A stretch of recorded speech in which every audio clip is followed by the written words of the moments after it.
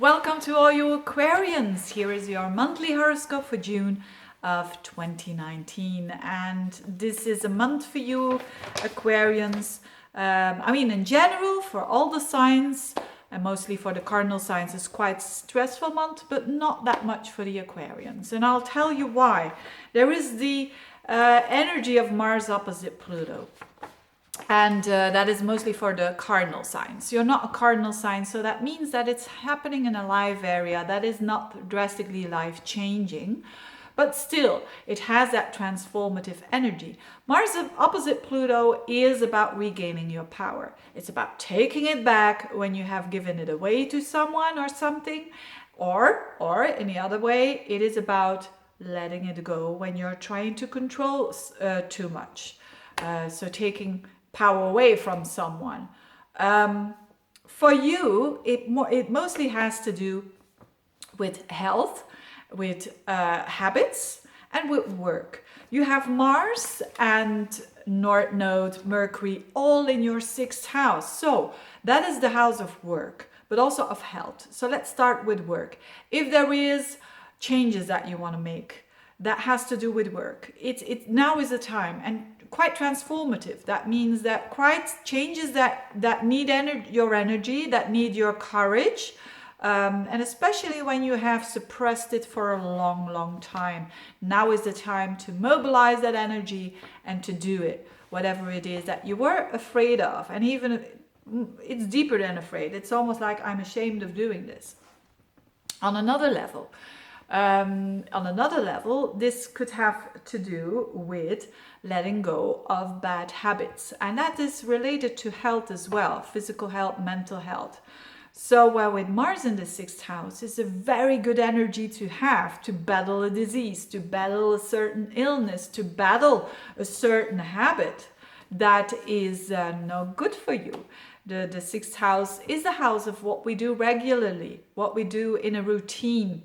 And with Mars there, it's a fantastic time to start up that maybe fitness that you've been wanting to do for a long time, or to stopping a certain habit, and anything that mobilizes that energy and also your courage. You can have more of it now during this month, and that's good for you on a level of letting go of old karma, so to speak. And this is a continuation of what I've been talking about in April and May in a monthly horoscope. So this is going on now with a more peak. Another thing that can happen is that at the work level, there could be someone that is really trying to suppress you, that is really trying to, Mars in this, that is really trying to undermine you. Again, it's a time now not to put it under the carpet. It's a time, because otherwise it's gonna explode. It's a time to tackle it and to battle it.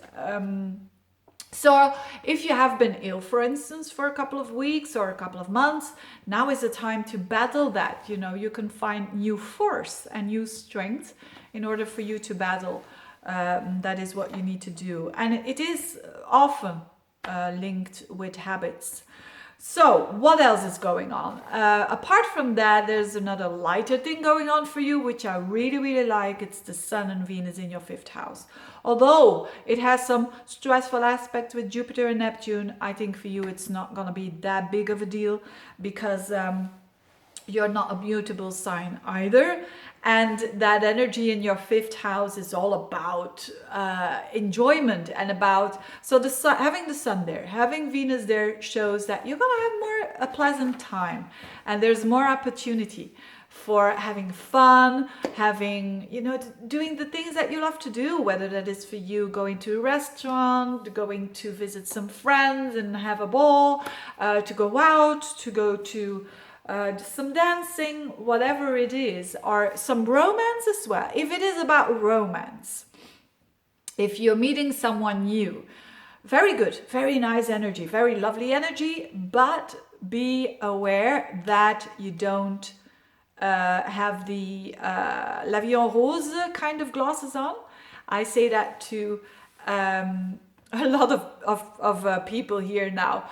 on the monthly horoscopes, because it has the flavor of Venus Neptune, and Venus Neptune tends to idealize a lot and tends to put people on a pedestal. So if you're falling in love, great, but don't put them on a pedestal. You know, realize, feet on the ground, that they're a human being, that they're not some gods that only do good things or whatever.